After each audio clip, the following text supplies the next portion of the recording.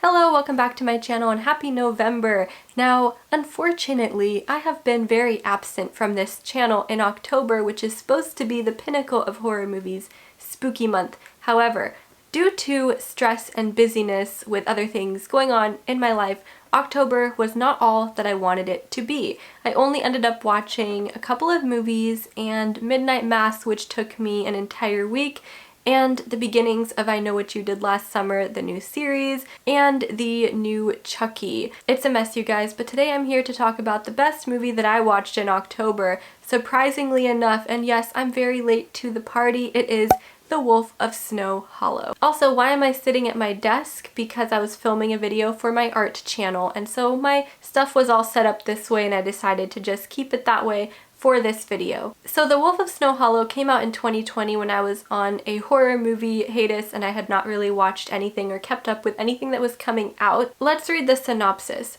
A stressed out police officer struggles not to give in to the paranoia that grips his small mountain town as bodies turn up after each full moon, and apparently this came out October 9th, 2020, so I saw this basically a full year late. Now, fun fact, this was directed by Jim Cummings, who is actually the actor that played the main officer in this movie. You guys, this movie was an unexpected gem. It was just a treat. I absolutely loved the experience of watching this movie.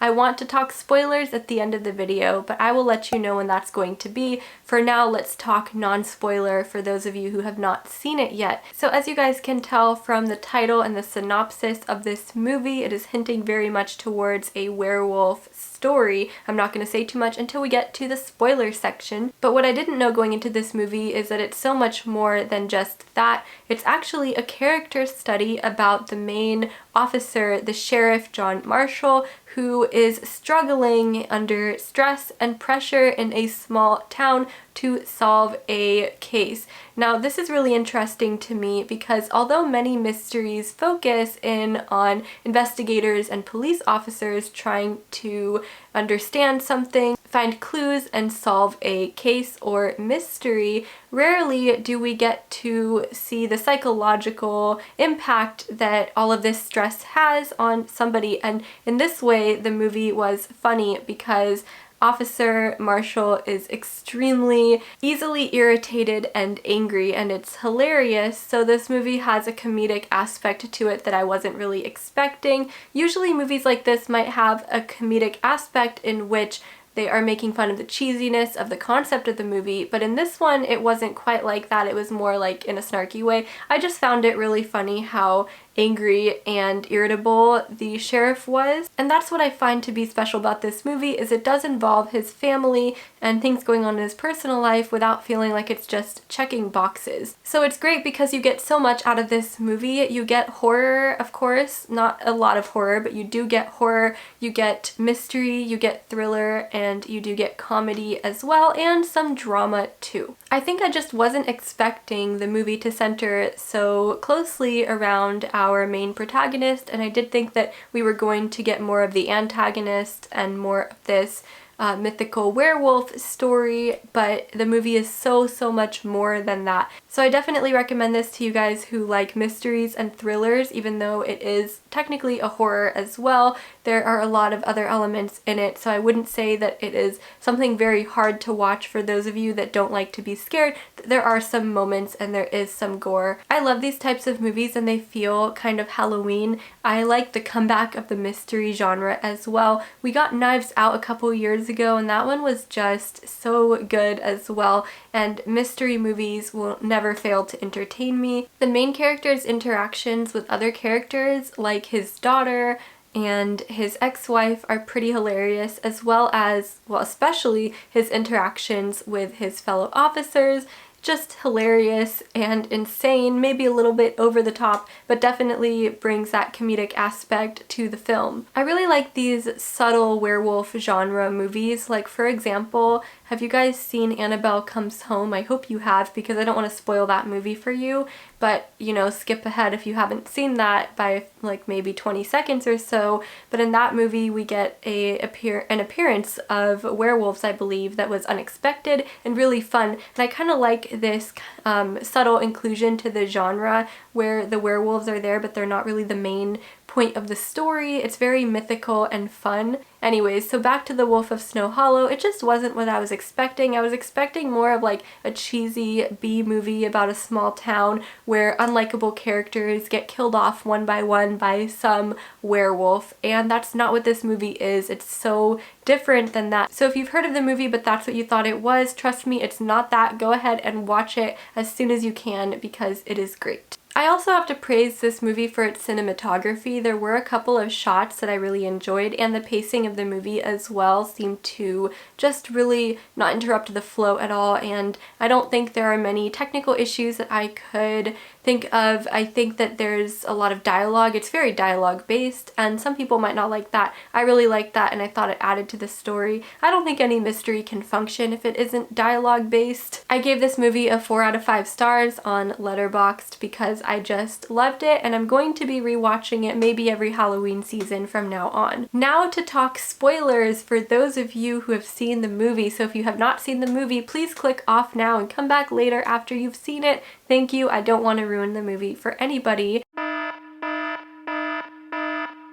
Did any of you guys see that ending coming? Because they were setting up that the guy they had caught, well, he was not alive anymore, but they had labeled him as the killer. Of course, they were setting it up that he was not actually the killer, but did anybody actually guess who the killer was? And now that I think about it, I cannot remember if they showed the taxidermist very much earlier in the movie, but I feel like he did make a couple of appearances and I just cannot remember when. I think we all caught on at the very end when he was inviting the officer in for coffee or tea or whatever, and he was acting very creepy and suspicious and gloating that he was actually the killer. But before that point, I didn't know who it was at all, and it was very confusing to me, and I also wasn't sure if the werewolf was actually a werewolf or not because it looked like a werewolf, but I couldn't quite tell. Something was a little bit off about the whole situation. I find myself really enjoying movies that blend genres lately, like where there's multiple subgenres of horror within one movie.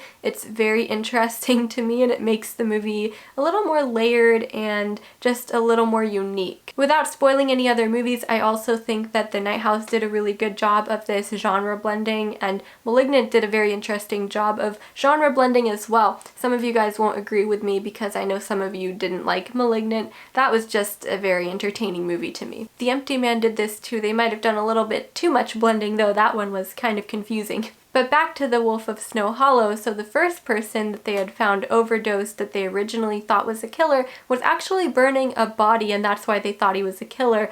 I don't know whose body that was. Maybe I wasn't paying close enough attention, but I didn't quite understand that part. Obviously he's a separate killer that killed somebody, but wasn't the main killer that committed all of the crimes we see throughout the movie in the wolf skin. However, he's still a killer of a character that I forgot about. Or maybe the character just wasn't mentioned much and it wasn't important, but maybe that's just a plot point that I missed. I can be pretty dense when watching a movie for the first time because I'll be focusing on some random detail and I'll completely miss plot points and then put it together in my head later. I almost need to watch movies twice as a rule. So when I watched The Night House the second time, everything came together a lot more and I was able to see the movie more for what it was.